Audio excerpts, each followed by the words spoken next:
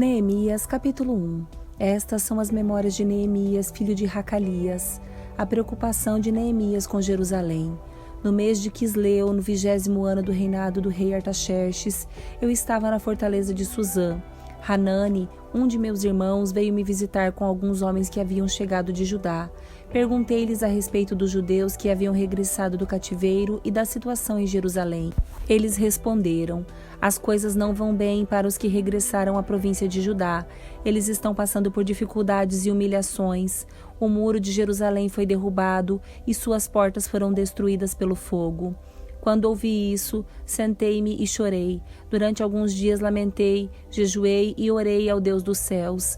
Então disse: ó Senhor, Deus dos céus, Deus grande e temível, que guardas tua aliança de amor leal para com os que te amam e obedecem a teus mandamentos, ouve minha oração. Olha do alto e vê que oro noite e dia por teu povo Israel. Confesso que temos pecado contra ti. Sim, minha própria família e eu temos pecado. Temos pecado terrivelmente contra ti. Não temos obedecido a teus mandamentos, decretos e estatutos que nos deste por meio de teu servo Moisés. Por favor, lembra-te do que disseste a teu servo Moisés. Se forem infiéis a mim, eu os dispersarei entre as nações. Mas, se voltarem para mim e obedecerem a meus mandamentos e viverem de acordo com eles, então, mesmo que estejam exilados nos confins da terra, eu os reunirei e os trarei de volta ao lugar que escolhi para estabelecer meu nome. O povo que tu resgataste com teu grande poder e com tua forte mão é teu servo. Ó Senhor, por favor, ouve a oração deste teu servo. Ouve as orações de teus servos que se agradam em honrar teu nome. Peço que me concedas êxito hoje e que o rei me seja favorável. Nesse tempo, eu era copeiro do rei. Neemias, capítulo 2. Neemias recebe permissão para ir a Jerusalém. No mês de Nisã, no 20º ano do reinado do rei Artaxerxes, eu estava servindo vinho ao rei. Nunca eu havia estado triste em sua presença. O rei me perguntou: por que está com o rosto tão triste?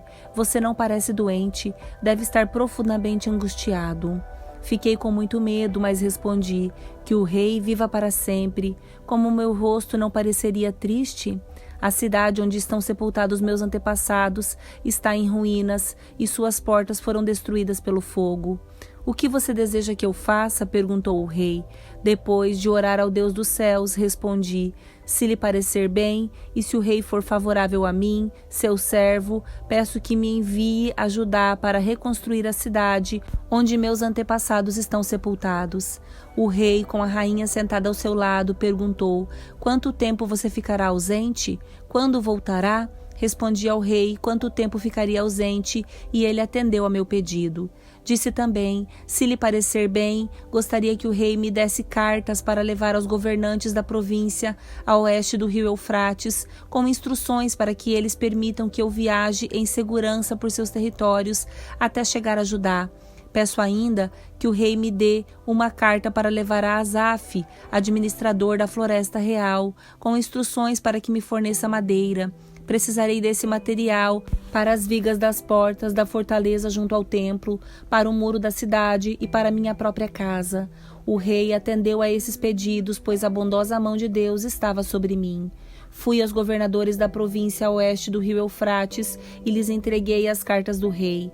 Além disso, o rei enviou oficiais do exército e cavaleiros para me protegerem. Mas, quando Sambalate, o Horonita, e Tobias, o oficial amonita, souberam da minha chegada, ficaram muito irritados porque alguém veio promover o bem dos israelitas. Neemias inspeciona o muro de Jerusalém.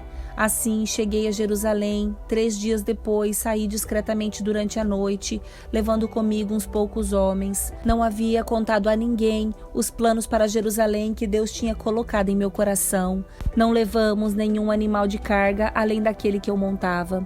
Depois que escureceu, saí pela porta do vale, passei pelo poço de Chacal e fui até a porta do esterco para inspecionar o muro de Jerusalém, que tinha sido derrubado, e as portas que haviam sido destruídas pelo fogo. Em seguida, fui à porta da fonte e ao tanque do rei, mas, por causa do entulho, não havia espaço para meu animal passar. Por isso, embora ainda estivesse escuro, subi pelo vale do Cedron e inspecionei os muros ali, antes de voltar e entrar de novo pela porta do vale. Os oficiais da cidade não sabiam aonde eu tinha ido nem o que estava fazendo, pois não havia contado meus planos a ninguém. Ainda não tinha falado com os líderes judeus, os sacerdotes, os nobres, os oficiais e outros que realizariam o trabalho. Mas, então, eu lhes disse: vocês sabem muito bem da temível situação em que estamos. Jerusalém está em ruínas e suas portas foram destruídas pelo fogo.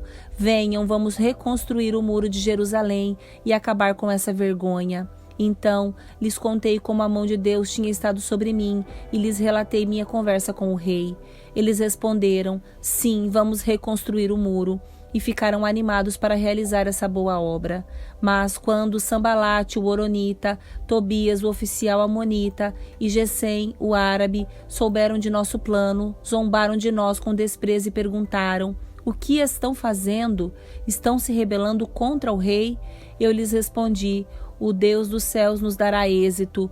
Nós, seus servos, começaremos a reconstruir este muro. Vocês, porém, não têm nenhuma parte, nenhum direito legal ou histórico sobre Jerusalém. Neemias, capítulo 3. A reconstrução do muro de Jerusalém. Então o sumo sacerdote Eliasibe e os outros sacerdotes começaram a reconstruir a porta das ovelhas. Eles a consagraram, colocaram as portas no lugar e reconstruíram o muro até a torre do Sem, que também consagraram, e até a torre de Hananel. Os habitantes da cidade de Jericó trabalharam ao lado deles, e mais adiante estava Zacur, filho de Inri. A porta do peixe foi construída pelos filhos de Racená. Colocaram as vigas, levantaram as portas e puseram os ferrolhos e as trancas. Meremote, filho de Urias e neto de Acós, consertou o trecho seguinte do muro. Ao seu lado estava Mesulão, filho de Berequias e neto de Messesabel. A mais adiante, Zadok, filho de Baaná. Os habitantes de Tecoa consertaram o trecho seguinte, embora seus líderes se recusassem a trabalhar com os supervisores da construção. Os reparos da porta antiga foram realizados por Joiada, filho de Pazeia, e por Mesulão, filho de Bezodias. Colocaram as vigas, levantaram as portas e puseram os ferrolhos e as trancas. Ao lado deles estava Melatias, de Gibeon, Jadom, de Merenote, homens de Gibeon e homens de Mispa, cidade sob a autoridade do governador da província a oeste do rio Eufrates. Uziel, filho de Haraías, ourives de profissão, consertou o trecho seguinte, e mais adiante estava Hananias, fabricante de perfumes. Reconstruíram Jerusalém até o muro largo. Refaías, filho de Ur, governador da metade do distrito de Jerusalém, trabalhou ao lado deles no muro. No trecho seguinte, Gedaías, filho de Harumaf, consertou o muro em frente à sua própria casa, e ao lado dele estavam Ratus, filho de Rasabneias. Em seguida vinham Malquias, filho de Harum, e Rassub, filho de Paate Moabe, que consertaram outra parte do muro e a torre dos fornos. Salum, filho de Haloés, e as filhas dele consertaram o trecho seguinte. Salum era governador da outra metade do distrito de Jerusalém. Os reparos da porta do vale foram realizados pelos habitantes de Zanoa, sob a liderança de Hanum. Levantaram as portas e puseram os ferrolhos e as trancas. Também consertaram os 450 metros seguintes do muro até a porta do esterco. Os reparos da porta do esterco foram realizados por Malquias, filho de Recabe, governador do distrito de Bet-Haquerem. Ele a reconstruiu, levantou as portas e pôs os ferrolhos e as trancas. Os reparos da porta da fonte foram realizados por Salum, filho de Corrosé, governador do distrito de Mispa. Ele a reconstruiu, colocou o telhado, levantou as portas e pôs os ferrolhos e as trancas. Além disso, consertou o muro do tanque de Siloé, perto do jardim do rei, e reconstruiu o muro até os degraus que descem da cidade de Davi. Ao lado dele estavam Neemias, filho de Asbuque, governador da metade do distrito de Bet-Zur. Ele reconstruiu o muro desde o lugar em frente dos túmulos da família de Davi até o reservatório de água e até a casa dos guerreiros. Os reparos do trecho seguinte foram realizados por um grupo de levitas que trabalharam sob a supervisão de Reum, filho de Bani. Depois deles vinha Razabias, governador de metade do distrito de Keila, representando o seu distrito. No trecho seguinte trabalharam seus parentes, liderados por Binui, filho de Henadad, governador da outra metade do distrito de Keila. Ézer, filho de Jesua, governador do distrito de Mispa, consertou o trecho seguinte do muro, desde o lugar em frente da subida para a Casa das Armas até a esquina do muro. Mais adiante, Baruque, filho de Zabai, consertou com grande zelo o trecho desde a esquina do muro até a entrada da casa do sumo sacerdote Eliasibe. Meremote, filho de Urias e neto de Racós, reconstruiu o trecho do muro desde a entrada da casa de Eliasibe até o fim da casa. Os reparos do trecho seguinte foram realizados pelos sacerdotes que moravam ao redor da cidade. Ao seu lado, Benjamim e Hassube consertaram o trecho em frente de suas casas, e Azarias, filho de Maazeias e neto de Ananias, consertou o trecho ao lado de sua casa. Em seguida vinha Binui, filho de Henadad, que consertou o trecho desde a casa de Azarias até a esquina do muro.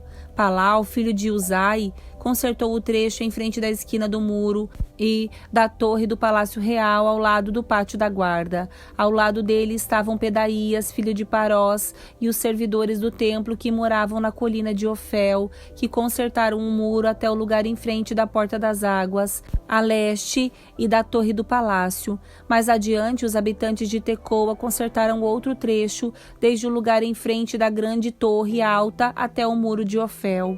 Os reparos acima da Porta dos Cavalos foram realizados pelos sacerdotes. Cada um consertou o trecho do muro em frente de sua própria casa. Depois deles, Zadok, filho de Imer, também consertou o trecho do muro em frente de sua casa.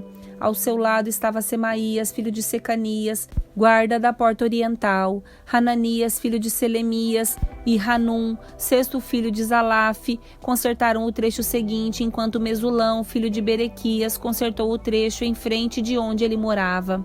Malquias, um dos ourives, consertou o muro até as casas para os servidores do templo e para os negociantes, em frente da porta da guarda. Então continuou o trabalho até a sala superior da esquina. Os outros ourives e negociantes consertaram o muro desde a sala superior da esquina até a porta das ovelhas. Neemias, capítulo 4. Inimigos se opõem à reconstrução. Sambalate ficou furioso quando soube que estávamos reconstruindo o muro. Indignou-se e zombou dos judeus. Disse na presença de seus companheiros e dos oficiais do exército samaritano: o que esse punhado de judeus fracos pensa que está fazendo? Imaginam que serão capazes de construir o muro em um dia só porque ofereceram alguns sacrifícios? Pensam que podem fazer algo com as pedras queimadas que tiraram de um monte de entulho? Tobias, o amonita, estava ao seu lado e comentou: basta uma raposa subir lá e esse muro de pedra desaba. Então orei: ouve-nos, nosso Deus, pois estamos sendo ridicularizados, que essa zombaria caia sobre a cabeça deles e que eles próprios se tornem prisioneiros numa terra estrangeira. Não ignore sua culpa, não apague seus pecados, pois provocaram tua ira aqui diante dos construtores. Por fim, o muro foi reconstruído até a metade de sua altura, ao redor de toda a cidade, pois o povo trabalhou com entusiasmo.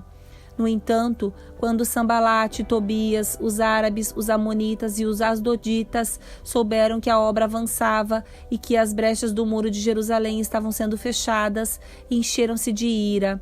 Eles planejaram vir, lutar contra Jerusalém e causar confusão em nosso meio. Mas nós oramos a nosso Deus e recolocamos guardas na cidade de dia e de noite para nos proteger. Então, o povo de Judá começou a se queixar. Os trabalhadores estão cansados e ainda há muito entulho para remover. Não seremos capazes de construir o muro sozinhos. Enquanto isso, nossos inimigos diziam: antes que eles se deem conta do que está acontecendo, cairemos sobre eles e os mataremos, acabando com seu trabalho. Os judeus que moravam perto dos inimigos nos disseram diversas vezes: eles virão de todas as direções e nos atacarão. Por isso, coloquei guardas armados atrás das partes mais baixas do muro e nos lugares mais expostos. Dividi-os por famílias, para que montassem guarda armados com espadas, lanças e arcos. Examinei a situação, reuni os nobres, os oficiais e o restante do povo e lhe disse: não tenham medo do inimigo, lembrem-se do Senhor, que é grande e temível, e lutem por seus irmãos, seus filhos, suas filhas, suas esposas e seus lares.